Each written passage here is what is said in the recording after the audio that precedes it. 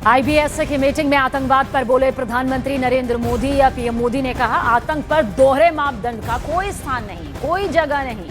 आतंकवाद के मुद्दे पर हमें एकजुट होना होगा। पीएम मोदी ने यह भी कहा कि वैश्विक शांति और समृद्धि के लिए यह कदम जरूरी है। दोहरा मापदंड नहीं अपनाया जा सकता। दोहरे मापदंड का आतंक पर कोई स्थान नहीं है।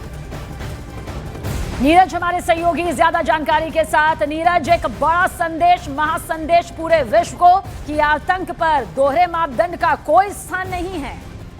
सबीना, देखिए, बिल्कुल दक्षिण अफ्रीका में इप्सा यानी इंडिया, ब्राजील और साउथ अफ्रीका की बैठक हुई और छठी शिखर सम्मेलन थी और इसमें प्रधानमंत्री नरेंद्र मोदी ने आतंकवाद पर जोर देकर कहा है कि दोहरा मापदंड नहीं होना चाहिए और आतंकवाद के खिलाफ लड़ाई जो होनी चाहिए वो सामंजस्य के साथ होनी चाहिए ताकि वैश्विक शांति स्थापित हो। सबीना, एक महत्वपूर्ण जानकारी न्यूज 18 इंडिया के दर्शकों को देना चाहेंगे कि भारत की कोशिश का ही नतीजा है कि आतंकवाद को इस बार के लीडर्स घोषणा पत्र में, जो कि G20 सम्मेलन जोहान्सबर्ग में हो रहा है, उसमें भी हिस्सा, उसमें भी स्थान दिया गया है और छठे पारा और दूसरे पेज में ही आतंकवाद का जिक्र किया गया और हर तरह के आतंकवाद की भर्त्सना की गई है। तो इप्सा की बैठक में भी प्रधानमंत्री नरेंद्र मोदी ने आतंकवाद का जिक्र किया और साफ कहा कि दुनिया में दोहरे मापदंड का कोई स्थान नहीं है आतंकवाद के खिलाफ।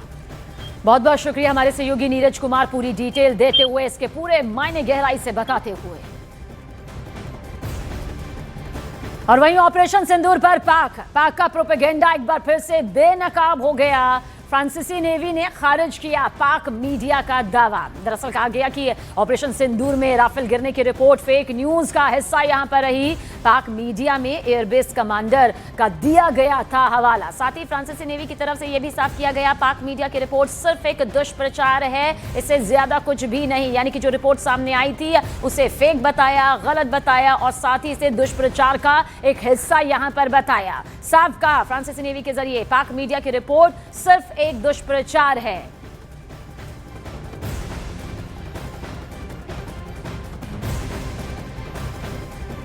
और देखिए, इस पर बीजेपी नेता अमित मालवीय ने बाकायदा एक पोस्ट भी किया। फ्रेंच नौसेना ने पाकिस्तान के जियो टीवी और उसके संवाददाता हामिद मीर पर गलत जानकारी और भ्रामक खबरें फैलाने का आरोप लगाया है। अपनी रिपोर्ट में हामिद मीर ने फिर वही पुराने झूठे दावे दोहराए। राफेल से जुड़ी बातें और कथित की गई मई संघर्ष जो अब सार्वजनिक रूप से गलत साबित हो गई है। जब आधिकारिक संस्थानों को उनके दावों का खंडन करना पड़े तो समझ लीजिए कि पाकिस्तान की फर्जी सूचना फैलाने वाली मशीनरी कितनी बेताब और हताश हो चुकी है।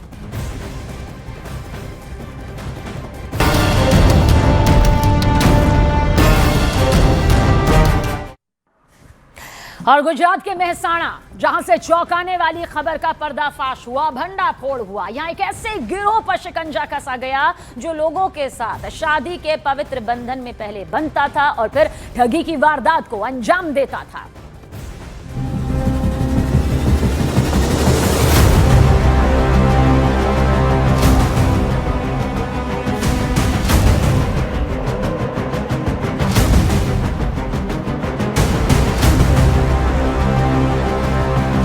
शादी को ठगी में बदलने वाला आपराधिक खेल, रेप केस की धमकी और ब्लैकमेलिंग की साजिश। मेहसाणा में लुटेरी दुल्हन गैंग का पर्दाफाश।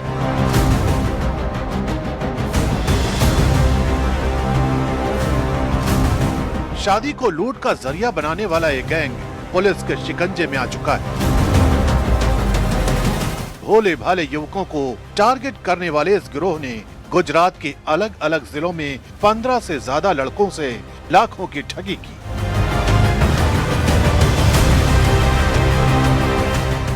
इस पूरे रैकेट का तरीका बिल्कुल तय था। पहले दलाल भोले भाले युवकों को खोजता, फिर चांदनी जैसी दुल्हनें परिवार का भरोसा जीतकर तुरंत शादी के लिए तैयार हो जाती।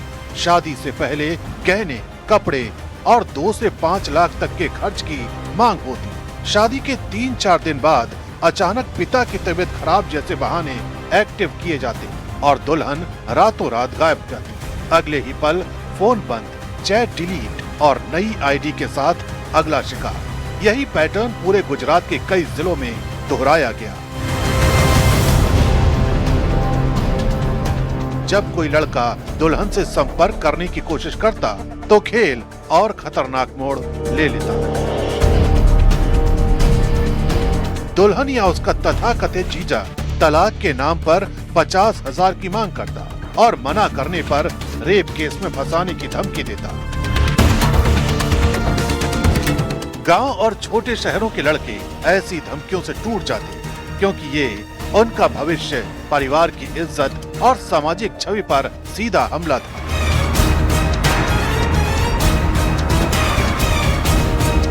इस गैंग ने डर को हथियार बनाया और भावनाओं को ढाल।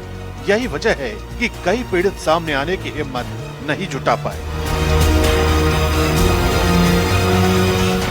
लेकिन मेहसाणा के सचिन पटेल की शिकायत ने पुलिस को पूरे केस की असली दिशा दी। जांच आगे बढ़ी तो पता चला चांदनी ने अकेले 15 से ज्यादा शादियां रचाई। रश्मिका और सोनल ने मिलकर 6 और शादियां की। पुलिस ने चांदनी, उसकी मां सविताबेन, रश्मिका और दलाल राजेश को गिरफ्तार कर लिया है। शुरुआती अनुमान है ये गैंग 52 लाख रुपए से ज्यादा की ठगी कर चुका है। पर सबसे बड़ा सवाल अब भी बाकी है, इन दुल्हनों के पीछे कौन सा नेटवर्क था जो हर बार नई पहचान तैयार करता था।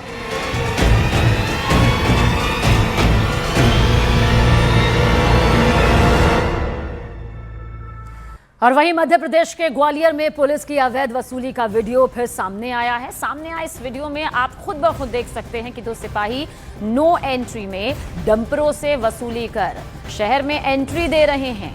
तो कानून के रखवाले खुद कानून हाथ में लेते हुए, कानून की धज्जियां उड़ाते हुए वीडियो में कैद हुए। अब सोशल मीडिया पर ये तस्वीरें सामने आई तो बवाल यहां पर मचा। पुलिस के आला अधिकारी भी सक्रिय मोड पर आए। जांच में तथ्य सही मिलने पर सिपाही अभिनव शर्मा और शैलेश यादव को तत्काल लाइन अटैच कर दिया गया है और कार्रवाई आगे की जारी है।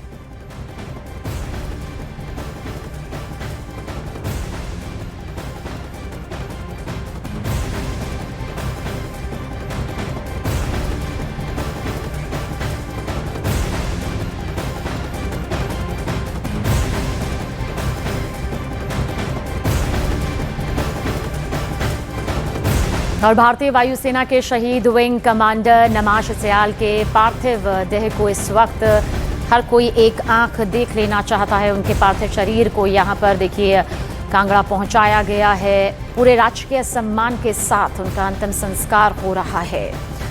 पार्थिव देह वायुसेना के विशेष विमान से हिमाचल उनके घर यहाँ पर लाया गया। बीते शुक्रवार को दुबई एयर शो के दौरान भारतीय वायुसेना का तेजस लड़ाकू विमान एक फ्लाइंग एक्सरसाइज के दौरान दुर्घटनाग्रस्त हो गया था और इस हादसे में कांगड़ा निवासी विंग कमांडर नमांश सयाल शहीद हो गए।